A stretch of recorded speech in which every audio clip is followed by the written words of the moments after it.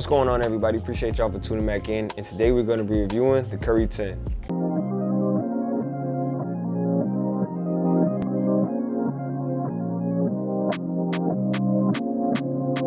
Starting this off, we talk about the sizing and the price. And the sizing, I recommend you guys go your true to size. If you're a wide footer, I recommend you guys go up half a size.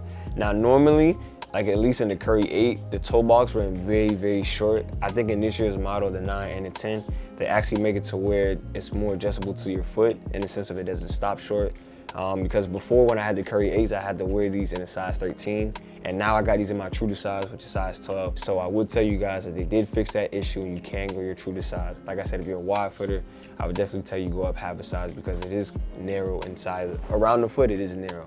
And the pricing of the Curry 10 is definitely going to be a pocket killer at $160. And in my honest opinion, I do not feel that the Curry 10 is worth $160. I feel like it's more worth 110, 120 respectfully. Moving on to the style, I'm gonna give it an 8.5 out of 10. Looking at this shoe in front of you, I will say that the colorway starts to rub off on you. And it reminds me of two sets of colorways. It reminds me of Fruit Ninja and also Bruce Lee. Now, I don't know if any of those two inspirations are for the coloring of this whole shoe, but that's just what they remind me of. I know Curry lets his kids and stuff influence his color designs, and who knows, they probably played Fruit Ninja, you feel me, got the inspiration. But regardless of that, the colorway to me does hit, it does pop. That black, yellow, red, and a little bit of the orange really hits together. Just like in the Curry 8 and 9, they're sticking with that same type of stitch woven material that actually feels pretty good. So like I was saying earlier, I think this is one of the colorways that's gonna grow on you in person versus looking at over a website. Up next we have my favorite category, which is the cushion, and I'm giving these a 10 out of 10. And yes, you heard me right, I'm giving these a 10 out of 10. The cushion it needs is flow technology, but let me tell you the reason why I'm giving these a 10 out of 10. Yo, when you talk about soft, this is the softest cushion that I've ever felt, as well as it does give a little bit of bounce as well too. I'm not gonna lie to y'all. And it's responsive, and it's just one of the, I gotta say, it's one of the top cushions that I've ever had the opportunity to put my foot in. I said this about the Curry 8s. That's back when I was making like shoe videos, shoe reviews, but it's like way back. But I said about the Curry 8, it's one of the softest cushions that I've ever felt, which is crazy because when you look at this shoe, me personally, when I look at this shoe, it looks like a running shoe, and it feels like a running shoe. It does not feel like a basketball shoe at all. So for my cushion lovers out there, if you want something soft, responsive, and bouncy with little to no impact force, then you definitely gonna want these Curry 10s. And as a matter of fact, I got a quick story time for you guys about why I really like this shoe. I'm gonna have part 1 in this category and then part 2 in the traction category, and explain the reason why I have like mixed feelings real quick for the new Curry brand. The reason why I love the cushion so much is because I dunked on 3 people while wearing the Curry 8s. That's what I wore before I had these Curry 10s. And man, when I tell y'all, man, I ain't gonna lie, I felt like the man when I walked through. Like I said, the bounce, the softness in that cushion made me do things I've never done before in game. I dunked on one guy, he was on the side of my hip. I dunked on a big man who's like probably like 6'3" or something. And it's all in half court. It's not like fast break, I'm going down. It's all half court, literally within the 3-point line. And I was like, damn, yo, these Currys. So you know when you dunk on 3 people or you do something crazy in the shoe, it sticks with you.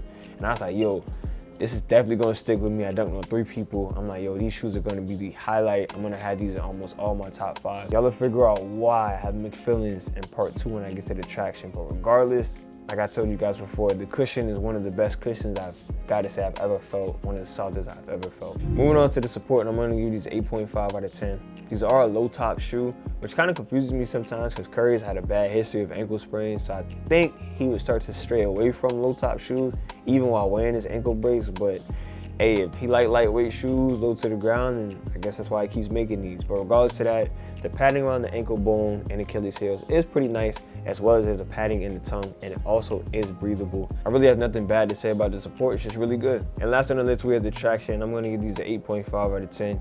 Now, originally I would have had these at a 9, but I'm gonna tell you guys why I don't have it at a 9. Also, if you wanna hear the squeaks, you're really not gonna hear it at a standstill or moving laterally or moving north and south. It's one of those shoes that doesn't really make noise, but it goes for in grip and stick-to-itiveness on the ground. So if you're looking for squeaks, you're not really gonna hear it, but what you are gonna get is a very, very, very grippable type of traction. And that leads me into part 2 of the story time of why I have mixed feelings. So I decided to go to North Lake, and some reason, something told me not to go, but I said, forget it, I'm gonna go anyway. I think the gym closed at 10 and I went there around like 7 or 8, so I was trying to get like an hour or 2 in to go hoop. Anyway, I get there to the court, I was wearing the Curry 8s, and I was playing defense, and I think I stole the ball, or it was a loose ball, and I went and I grabbed it, and I had the ball in my left hand. I was about to do an in and out. And like I told you guys, the Curry doesn't make much noise at all. Like there's no squeaking, no none of that. So it's very grippable. And unfortunately in the Currys, they stop on a dime like crazy. And so since I've never been used to that my body weight was still going forward. And so since my body weight was going forward, I went forward with it. And then unfortunately I rolled my ankle, one of the worst ankle sprains that I've had, and I caused it. And it's different when you like land on somebody's foot or it's not your fault, but this time it was like, damn, this was on me. That's kind of why I have mixed feelings towards this shoe, because I've had some of the best athletic performances that I've ever had in the Curry 10. But then I had like one of the worst ankle sprains I had in the Currys. Well, not Curry 10, Curry 8. I had one of the worst ankle sprains I had in the Currys. I don't know, man. I just want to let you guys know that's why I have the mixed feelings. Also, I would not recommend you guys wear this shoe outside. Don't do it. You'll waste $160 because this shoe weathers away very fast outdoors, and also weathers away quick inside. Not like super quick. I think you can probably rock it maybe at least a year at best, maybe. But other than that, it does decide to weather away. It's just like the PG5, if any of you guys had those. And those are one of my favorite shoes, but the traction will start to weather away, and I only ever wore them inside before I ever touched outside. Ending off with the tier ranking of the Curry 10, I'm gonna be honest with you guys, I'm gonna give this shoe an A- rank.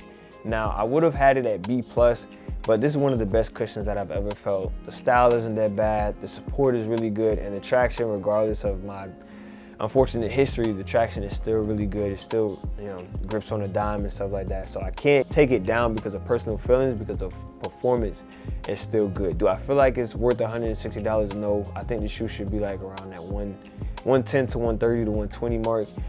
Just because the traction pattern weathers away, I feel like with the PG5, it did the same thing, but I could just cop another pair of PG5s. With this, it's 160, and you're not just gonna spend 160 again to get another pair of shoes. So I think that aspect of it, I don't feel like it is worth 160, but other than that, this is still a really solid performing shoe.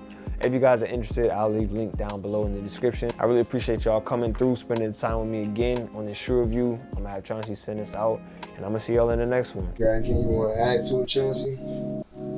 What? That's your end intro? Yeah, that's the end intro. Thank you for guys watching today's video. See you next in today's video. Bye.